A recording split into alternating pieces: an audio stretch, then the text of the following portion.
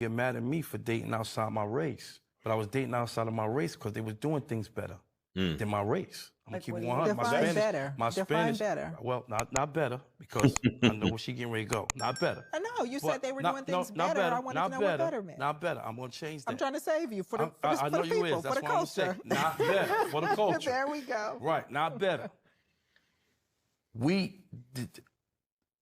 I was dating Puerto Rican, I was dating Dominican, I was dating African, I was dating all type of other really size American black, right? They were doing way more of what we expect we want our woman to do more than our American. Our American got real comfortable Give with... me some examples.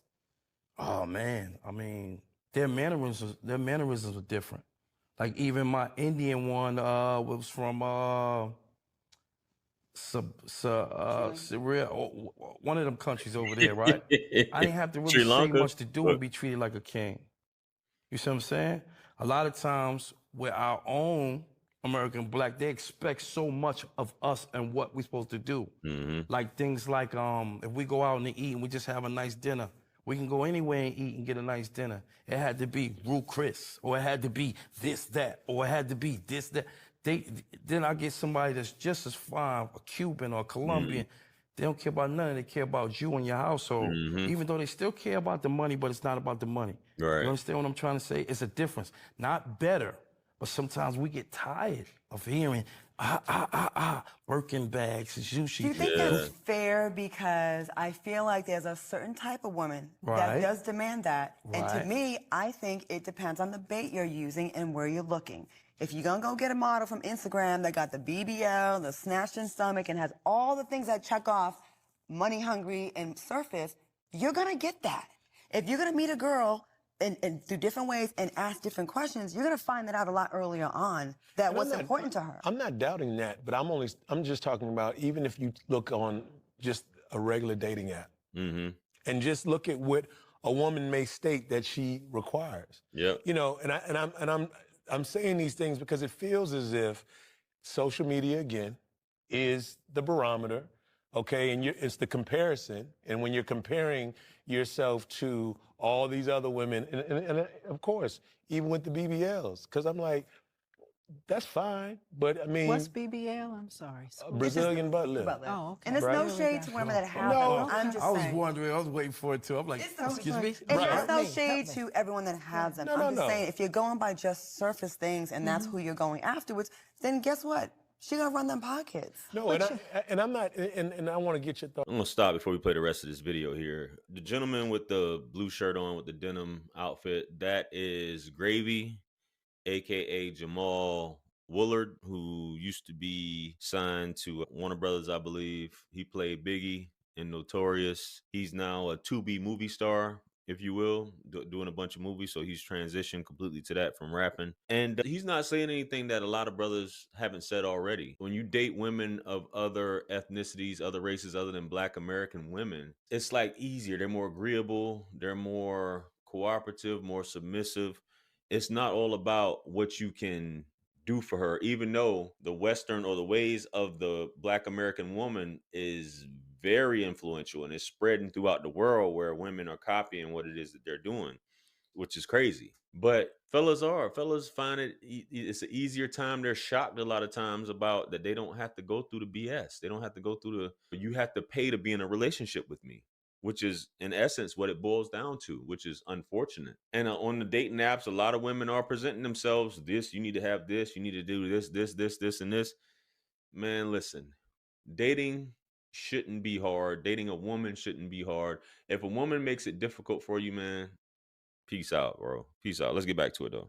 Doc, and as well, Amy, as a woman dating or even considering, I think that a lot of times, you know, we do value women, but when you talk about Black relationships, I think we all come with some baggage, all right? Now, some of us have some baggage that's not gonna fit in the overhead compartment, and some of us have some baggage that you're gonna have to pay a whole lot more for to get on this flight, right? But the reality of it is, that's just who we are, and I'm talking about historic. Like, if you're talking about being enslaved, where we were and how we engage each other. There's a lot of elements there. But it can be a little difficult because women have expectations in 2021 that they're watching, and they're very material expectations. I agree with you, Claudia, but I'm simply saying that not all of them are material. And I'm not trying to generalize. It's just women. Most of the time it's pointing to American women are more material. And it's America as a society. Not better. Let's bring spirit into this. And I gave you the space to even edit the better part, right? So and I'm with you on that. But let's say this because you guys both tie in two really important pieces, right? You talk about women who are not African American women, and you talk about the experience and what is the influence here. You mentioned social media, but what you're really missing here is the piece that you talk about, the enslavement part. The culture and the trauma that African American men and women and children have faced in this country is unlike any other group. And so when we talk about trauma, what we know is that Black people have a lot of unprocessed trauma. We have a lot of hurt. We have a lot of harm, not just back then, but right now on the daily, right? And so one of the things that we talk about as professionals within my profession is we talk about how trauma impacts people. And so we love to say, Resmaa Menakem, one of my favorite colleagues, he says that trauma decontextualized within a person looks like personality. And that trauma decontextualized within a family looks like family traits. And that trauma decontextualized within a people looks like culture, right? And so interesting perspective, and that's where you talk about these generational curses and things like that. And we get into that point of slavery, particularly in the United States. But you can say that it has something to do with it, but I don't think that it was like this before Jim Crow and even shortly after Jim Crow. Black families are more cohesive. It wasn't this material. This mindset wasn't in place. This is something that has brought about over time, but I think it's largely due to the lack of men in the household. And I will say that. Of strong fathers, male figures, basically setting the standard of what a man should be. I think that's what it comes down to. Now, we can use that cop out in terms of slavery, breaking it up, trauma. This is what it looks like. This is what this looks like. This is swag. Or the only way that I can really be with a man is through trauma, or I need to experience trauma or emotional distress of some sort. That's what I find attractive. I don't know. That's something completely different. You leave it up to the psychologist and whoever to analyze that and come to a point of what is causing this. But let's get back to it. So when you talk about how African American women present and what they need as it relates to security and finances and the finer things in life, and to look a certain way and to want a certain thing from their man and to have certain expectations, it's because of the trauma that we are still trying to survive. And when we talk about feeling beautiful and the BBLs and the Birkin bags and the wanting the nice things and wanting their men to come with a certain level of care and a certain level of treatment and expectation, we are trying to connect. We are trying to heal with you. We are trying to build with you. But there's so much hurt and trauma that we all have that we don't talk about, that we don't even understand within ourselves, so that we can't find who we're compatible with. Because who we're compatible with is traumatized versions of ourselves. Spirit, do you think that women and men, women that seek the materialistic things, items, the tangible things, and men that just seek the women for the aesthetics, do you think those are people that kind of just gave up on love and they're just like going for, all right, well, at least I can see this, I can grab onto this? No, I think it's science. If you really want to know, we are part of the animal kingdom like anything else. And so what the male species chooses is the thing that's biologically beautiful, because what it suggests from a DNA perspective is you're likely to bear my offspring and they will do well. It's survival of the fittest. And what the female species chooses is the male offspring that can provide the most security, because you're going to be able to protect me and our offspring and raise us, and we will do well. So we're not gold diggers, it's just science. It's literally biology. It is literally biology.